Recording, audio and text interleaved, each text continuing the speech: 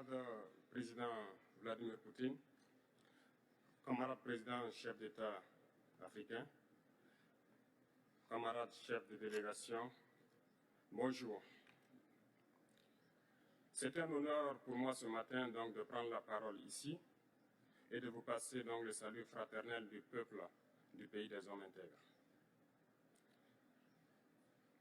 C'est aussi le lieu pour moi, avant tout propos, de rendre grâce à Dieu, Dieu Tout-Puissant qui nous a permis de nous réunir ici ce matin en bonne santé pour parler de l'avenir et du bien-être donc de nos peuples.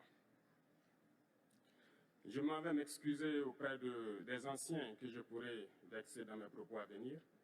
Africanité oblige, les droits d'aînesse, je me dois de m'excuser. Camarades, j'ai quelques questions donc de ma génération, mille et une questions qu'on se pose. Mais nous n'avons pas de réponse. Et il se trouve qu'ici, nous pouvons laver donc notre linge sale parce qu'on se sent en famille. On se sent en famille en ce sens que la Russie est une famille aussi pour l'Afrique. C'est une famille parce que nous avons la même histoire. La Russie a consenti d'énormes sacrifices pour libérer le monde du nazisme pendant la Seconde Guerre mondiale. Les peuples africains, nos grands-pères, ont été déportés de force aussi pour aider l'Europe à se débarrasser du nazisme. Nous partageons la même histoire en ce sens que nous sommes les peuples oubliés du monde. Qu'ils soient dans les livres d'histoire, dans les documentaires ou films, on tend donc à balayer le rôle prépondérant qu'a joué la Russie et de l'Afrique dans cette lutte contre le nazisme. Nous sommes ensemble parce que actuellement nous sommes là pour parler de l'avenir de nos peuples, de ce qui va advenir demain, de ce monde libre auquel nous aspirons, de ce monde sans ingérence dans nos affaires internes. Nous avons les mêmes perspectives et je souhaite que ce sommet soit l'occasion donc de pouvoir tisser de très bonnes relations en vue d'un meilleur avenir de nos peuples. Les questions que mes générations se posent sont les suivantes, si je peux me résumer, c'est de ne pas comprendre comment l'Afrique, avec tant de richesses sur notre sol, avec une nature généreuse, de l'eau, du soleil en abondance, l'Afrique est aujourd'hui le continent le plus pauvre. L'Afrique est un continent affamé. Et comment se fait-il que les chefs d'État traversent donc le monde à mendier? Voici des questions que nous nous posons et que nous n'avons pas de réponse jusque-là. Nous avons l'occasion de tisser de nouvelles relations.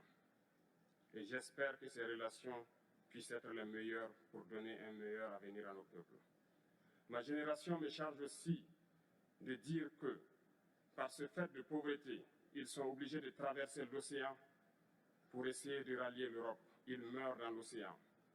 Mais que prochainement, ils n'iront pas traverser parce qu'ils viendront devant nos palais pour chercher leur pitance quotidienne. Pour ce qui concerne le Burkina Faso, aujourd'hui, nous sommes confrontés depuis plus de 8 ans à la forme de manifestation la plus barbare, la plus violente du néocolonialisme, de l'impérialisme. L'esclavage qu'on tend encore à nous imposer. Nos dévanciers nous ont bien appris une chose. L'esclave qui n'est pas capable d'assumer sa révolte ne mérite pas que l'on s'apitoie sur son sort. Nous ne nous apitoyons pas sur nos sorts, on ne demande pas que quelqu'un s'apitoie sur notre sort. Le peuple burkinabé a décidé de lutter contre l'île terroriste en mesure de relancer son développement. Dans cette lutte, des vaillants peuples, des vaillantes populations se sont engagées à prendre les armes face au terrorisme, ceux que nous avons affectueusement appelés les VDP, des volontaires.